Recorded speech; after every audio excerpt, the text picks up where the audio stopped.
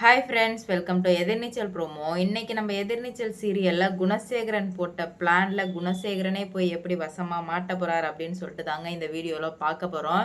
என்னன்னா, குணசேகரன் எங்க இந்த பெண்கள் 4 பேர் போயிட்டு தான் மேலே தம்பி மேலே கம்ப்ளைண்ட் கொடுத்துருவாங்களோ அப்படின்ற ஒரு பயத்துல வேகமா போயிட்டு நம்ம கம்ப்ளைண்ட் கொடுத்துருவோம் அப்படின்னு சொல்லிட்டு போலீஸ் கிட்ட இந்த மாதிரி என் பையனை இந்த பார்க்கவையும் ஜீவானந்தமும் கடத்தி வச்சிருக்காங்க அப்படின்ற மாதிரி சொல்லி அனுப்பி விடுறாங்க. ஜனனி இருந்துகிட்டு, இங்க பாருங்க, நான் சொல்றது கேளுங்க, நீங்க சும்மா அவங்கள்ட்ட பணம் வாங்கிக்கிட்டு அவங்களுக்கு சப்போர்ட் பண்ணி அதர்மம் பண்ணீங்கன்னா கண்டிப்பா நான் மேல் இடத்துல போனேன்னா உங்க வேலை போயிடும் அப்படின்ற மாதிரி சொல்ல உடனே போலீஸ்க்கு அள்ளு விட்டுருது.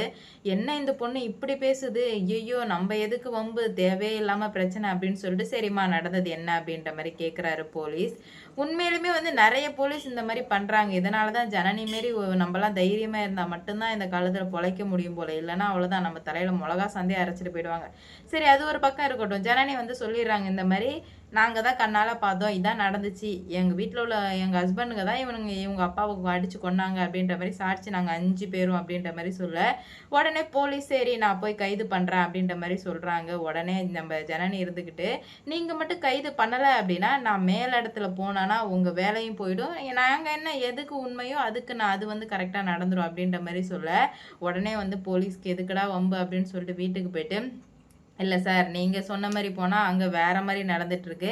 உங்கள நாங்க கைது பண்றோம் அப்படின்ற மாரி சொல்ல, குணசேகரன் போட்டு அடி அடின்னு அடிக்கிறாரு வந்த போலீஸ எல்லாரையுமே. என்னடா இது, இவனுங்க இப்படி இருக்கானுங்களே அப்படின்னு சொல்லிட்டு போலீஸ்ங்களும் எவ்வளவோ தடுக்க ட்ரை பண்றாங்க. ஏன்னா குணசேகரன் என்ன பண்றதுன்னு இப்ப மிகப்பெரிய ஒரு பிரச்சனையில மாட்டுனதுனால மொத்த பேரும் இப்ப குணசேகரனை அடிக்க போறாங்க. போலீஸ்க்கும் குணசேகரனுக்கும் 2 சைடுமே 2 தரப்புமே பயங்கரமா சண்டை நடந்துட்டு இருக்கு. அப்பதான் அந்த போலீஸ்க்குலாம் உண்மை தெரியுது. அப்போ அந்த பெண்கள் சொன்னதெல்லாம் உண்மைதான். அப்ப இவனுங்க தான் வேணும்னே கொன்னுருக்காங்க அப்படின்னு சொல்லிட்டு அவங்களுக்கும் தெள்ள தெளிவா புரிய வருது. அப்பதான் குணசேகரன், ஏன்டா என்கிட்ட பணத்தை வாங்கிட்டு போயிட்டு அவளுங்களுக்கு என்னடா சப்போர்ட் பண்ணிட்டு வர்ற அப்படின்ற மாதிரி கேட்குறாங்க. உடனே நம்ம குணசேகரன் இருந்துக்கிட்டு, நீ இருந்தா தானே உன்னை நான் போட்டு தள்ளிடுறேன் அப்படின்ற மாதிரி சொல்ல உடனே என்னடா இது, இவங்க இப்படி நடந்துக்கிறாங்களே அப்படின்ற மாதிரி நம்ம போலீஸ்க்கு ரொம்ப டென்ஷன் ஆகுது. உங்களுக்கு இது சரி வராது அப்படின்ற அவர் துப்பாக்கி வச்சு மிரட்ட ஆரம்பிக்கிறாரு போலீஸையே. என்னை மட்டும் கைது பண்ணனா அவ்வளோதான் உனக்கு அப்படின்ற மாதிரி சொல்ல உடனே குணசேகரனுக்கு செம டென்ஷன் ஆயிடுது. இதை இப்படியே விட்டு வச்சா சரி வராது, நம்ம தான் ஏதாவது ஒன்று பண்ணியே ஆகணும் அப்படின்ற மாதிரி ஒரு தெளிவான முடிவுக்கு வர்றாரு குணசேகரன்.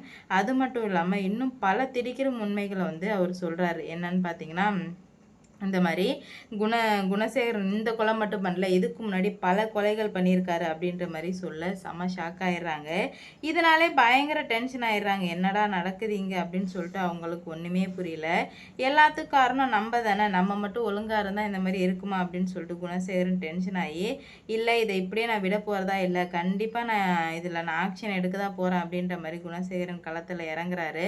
ஆனால் பார்த்தீங்கன்னா குணசேகரனுக்கு ஒரு விஷயம் மட்டும் புரியுது, நம்ம இதுலேருந்து எப்படியாச்சும் தப்பிச்சே ஆகணும், அப்படி தப்பிக்கலைன்னா ஆயுள் தண்டனை கிடைக்கும், அப்புறம் ஒன்றுமே பண்ண முடியாது அப்படின்ற மாதிரி சொல்ல என்ன பண்ணுறதுனே தெரியாமல் முழிச்சிட்டு இருக்காரு அவரு. அப்போதான் அவங்களுக்கு என்ன நடக்க போகுது அப்படின்னு பார்த்தீங்கன்னா, இது இருக்க இருக்க இன்னும் மேலும் மேலும் பிரச்சனையாக தான் போயிட்டுருக்கும், நம்ம தான் ஏதாவது ஒன்று பண்ணியே ஆகணும் அப்படின்னு சொல்லிட்டு இப்போ களத்தில் இறங்கிட்டாங்க. ஆனால் போலீஸுங்க எல்லாருக்குமே குணசேகரன் இப்படியே இருக்க இருக்க கண்டிப்பாக பிரச்சனைகள் விபரீதமாக நடக்கும், நம்ம தான் ஏதாவது ஒன்று பண்ணியே ஆகணும் அப்படின்ற மாதிரி போலீஸும் நினைக்கிறாங்க.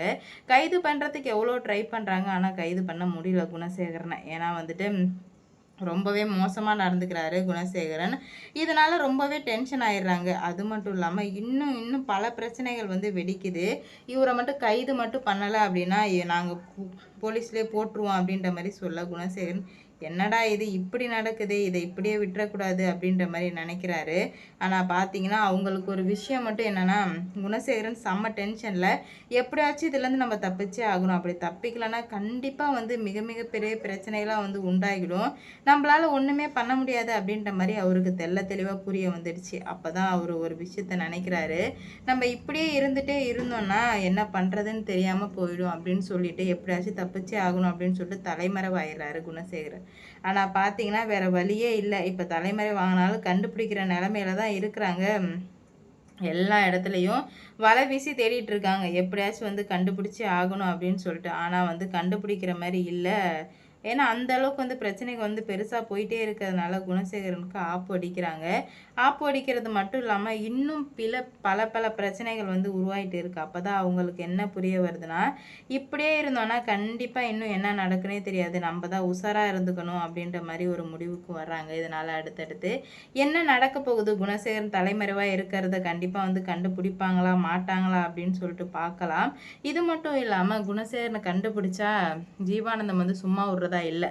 ஜீவானந்தம் ஒரு முடிவோடு தான் இருக்காங்க. இதுக்கு மேலே இப்படியே விட்டு வச்சுட்டே இருந்தோன்னா நம்ம தலையில் மிளகா சாந்து அரைச்சிட்டு போயிடுவாங்க. அதனால் கண்டிப்பாக நம்ம ஏதாவது ஒன்று பண்ணியே ஆகணும் அப்படின்னு சொல்லிட்டு நல்லா தெளிவாகவே தெரிய வருது. ஆனால் எல்லா இடத்துலையும் போலீஸ் வந்து வலை வீசி தேடிட்டு இருக்காங்க. இப்படியே விட்டு வச்சா சரி வராது, கண்டிப்பாக வந்து கைது பண்ணியே ஆகணும் அப்படின்னு சொல்லிட்டு எல்லா இடத்துலையும் தேடிட்டு இருக்காங்க. இதனால் குணசேகரன் கிடைப்பாரா மாட்டாரா அப்படின்னு சொல்லிட்டு வெயிட் பண்ணி பார்க்கலாம். இந்த வீடியோ பிடிச்சிருந்தா லைக் பண்ணுங்கள், ஷேர் பண்ணுங்கள், மறக்காமல் சப்ஸ்கிரைப் பண்ணிக்கோங்க.